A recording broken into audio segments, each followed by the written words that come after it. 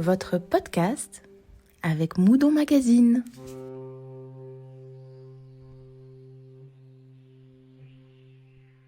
Premier extrait de la conférence donnée le vendredi 7 juin à Moudon au musée Eugène Burnon, une conférence qui porte le sujet « Vol et spoliation d'œuvres d'art et si c'était vrai ».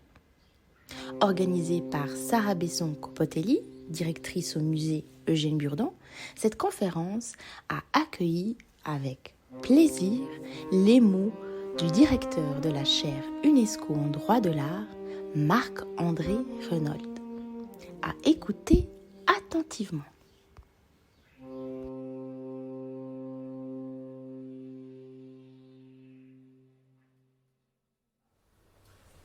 Prochain slide, s'il vous plaît.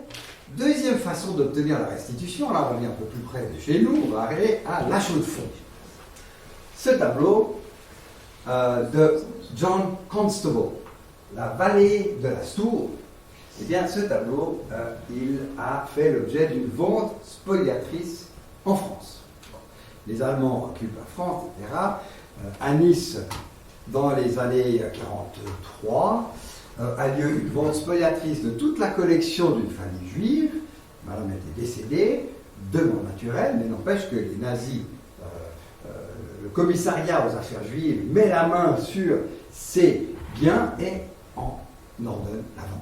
Tout est vendu, pas un centime ne vient à la famille, tout est encaissé par les caisses de l'État, et le tableau en question, ce Constable, disparaît dans la nature. Il est acquis par quelqu'un, il arrive à Genève. Il est acquis par des collectionneurs neuchâtelois, les Junot, qui le gardent dans leur collection et à leur décès, ils en font donation au musée de la Chaux-de-Fonds. Donc jusqu'à il y a quelques années, il était dans la salle André Junot, la salle famille Junot, pardon, du musée de la Chaux-de-Fonds. Eh bien, les héritiers de Madame Jaffé, la femme décédée dont on avait vendu les œuvres de manière forcée, quand ils ont vu le tableau et qu'ils ont fait le lien, parce que c'est compliqué, il fallait retrouver les liens, etc., mais qu'ils ont compris que c'était bien celui-là, ils ont été toqués à la porte du musée en disant écoutez, il y a un problème. Ce tableau nous appartient et pardon. Et le musée, il a dit oui, mais qu'est-ce que vous diriez si vous étiez le musée et que vous diriez le garder? Qu'est-ce que je vous ai dit au début? On est de bonne foi. On ne savait pas qu'il était spolié. On l'a acquis par donation. On a trouvé que c'est très généreux. On a fait des tas de recherches. Et puis, voilà. Eh bien, c'est ce qui s'est passé. Le musée a résisté. Alors, la famille Jaffé ne s'est pas laissée faire et elle a commencé une procédure. Mais c'est pour ça que je dis le deuxième moyen d'obtenir la restitution, ce n'est pas nécessairement un procès qui peut être long et coûteux, ça peut être une conciliation. Alors en Suisse, les procès souvent commencent par une phase de conciliation. Le juge essaye de mettre les gens d'accord. Le juge, ici, du tribunal des montagnes et du Val de Travers, c'est le tribunal compétent en matière civile de la Chaux-de-Fonds, a décidé qu'il fallait que cette partie se mette d'accord. Je trouvais que c'était pas bien, que le musée devait comprendre, mais que la famille aussi devait peut-être mettre un peu de laisse, etc. Et il a amené les parties à se mettre d'accord. Et quel était l'accord final? C'était la restitution du tableau à la famille, mais la famille a dû indemniser le musée, alors d'une valeur symbolique, parce que ce tableau il valait beaucoup d'argent, mais une valeur symbolique qui couvrait les frais d'entretien. Le musée avait entretenu ce tableau, l'avait restauré, s'en était bien occupé, et donc la famille a dû verser une petite somme symbolique en échange. Et donc finalement, par décision du Conseil général de la Chaux-de-Fonds de 2017, eh bien, le tableau a été restitué. Donc ça, c'est la deuxième manière avec laquelle on peut arriver à la restitution d'un tableau ou d'une œuvre spoliée. J'arrive à la troisième, c'est les négociations.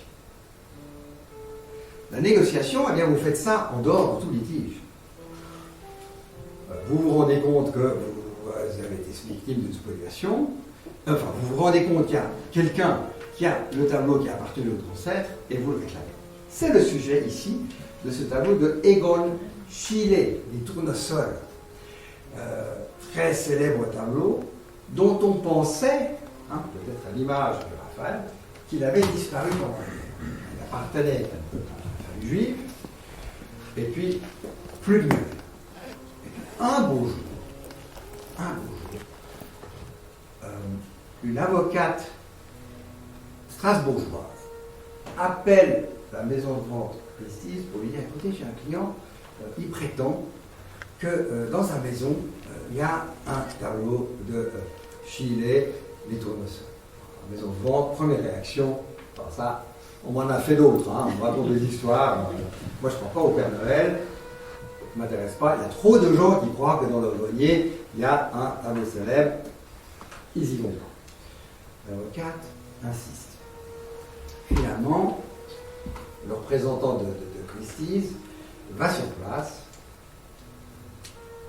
et tombe sur sa chaise, pardon, il n'y a pas de chaise d'ailleurs, tombe par terre, en voyant l'original. Il se dit, c'est incroyable, c'est l'original. Que s'était-il passé? Eh bien, on ne sait pas vraiment, mais ce qu'on sait, c'est que la famille actuelle avait acquis la maison, cette petite maison de campagne, avec tout le mobilier, en viager, d'une personne qui donc avait l'œuvre dans son salon, je crois, dans une pièce, et puis personne ne savait que c'était ça.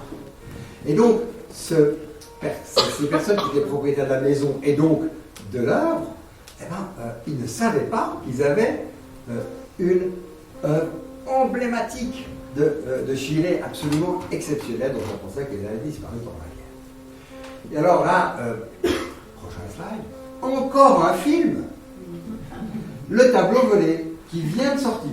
Si vous vous intéressez à ce sujet, c'est pas un film, je dirais, extraordinaire. Mais enfin, il raconte cette histoire. Alors, l'histoire est extraordinaire.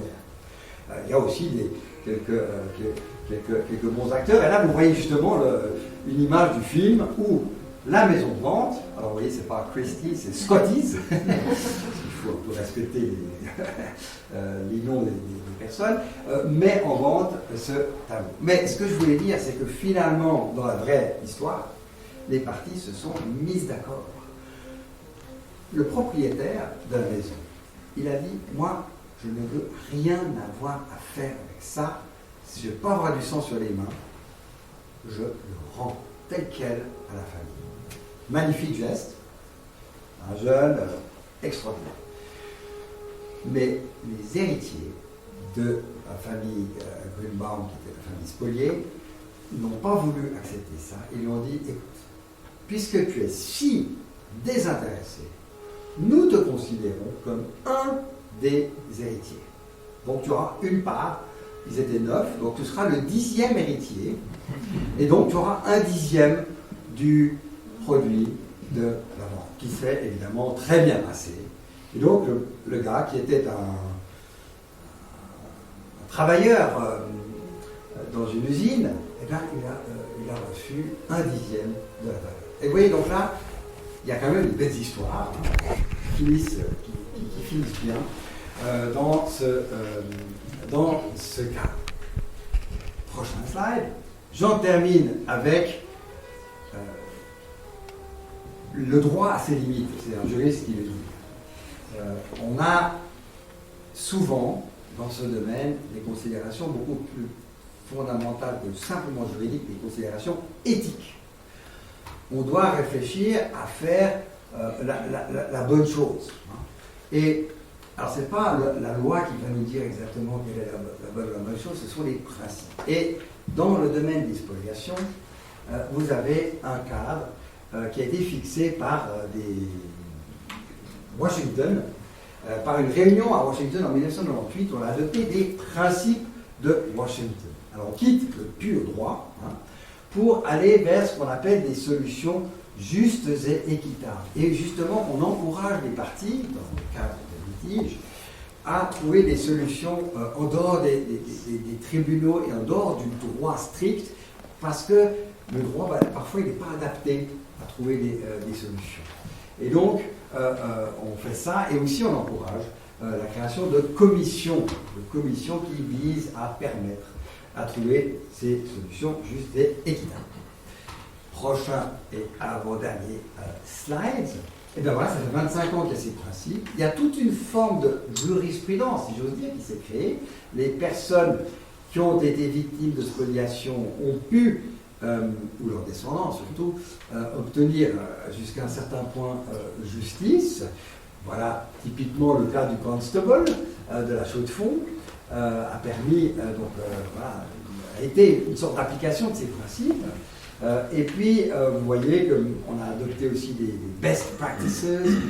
Et puis finalement, l'année passée, la Suisse a décidé qu'elle aussi allait créer une commission de restitution. Enfin, une commission, disons, pour trancher les problèmes liés aux œuvres, au passé problématique. Voilà, j'arrive à mon dernier slide.